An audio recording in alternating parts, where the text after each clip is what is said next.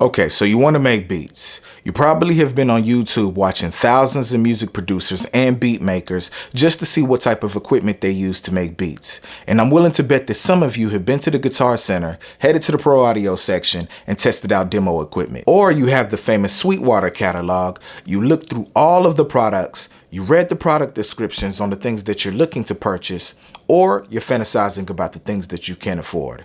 I know because I've been there. But in all seriousness, what do you need or need to know about making beats? Now, unless you have money to blow, what you need is to do research. And I'll give you an example why. Around 2007, 2008 is when I first started wanting to learn how to make beats.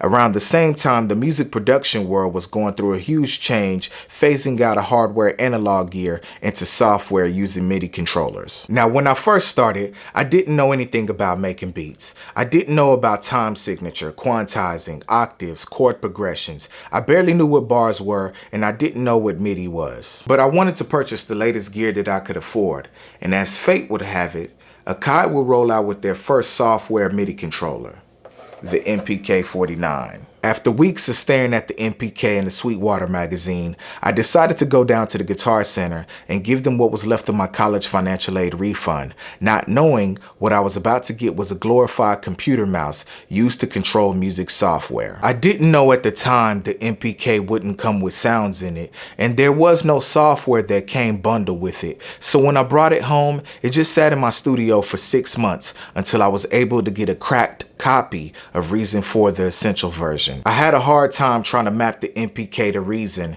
and learning how to use the program in itself. Nothing made sense in my music production journey until I bought a used Roland Phantom X6 and an MPC 2500. I'll tell you why later on, but with all of that said, do your research. Figure out what will work best for you so you can develop a solid workflow. Now, if you watched any of my other videos of me making beats, you'll see that I still use the Roland Phantom. And after a decade plus of using the MPC 2500, I purchased the MPC 1 for 2 reasons. Faster workflow, and it was what I was able to afford. Now, what I really wanted was the MPC X, which I recently purchased. Now, that leads me into something else that you need to know.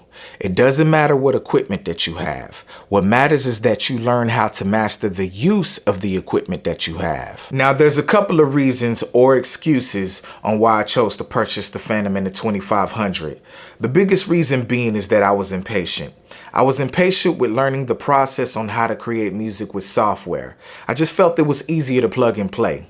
Now, that doesn't mean that I didn't experience any bumps in the road using the Phantom and the 2500, because I did. I just stuck with it and continued to grow as someone who loves to make music. So, to summarize this video, do your research before you make a purchase. And after you make a purchase, give yourself grace and be patient so you can learn to master the use of your equipment.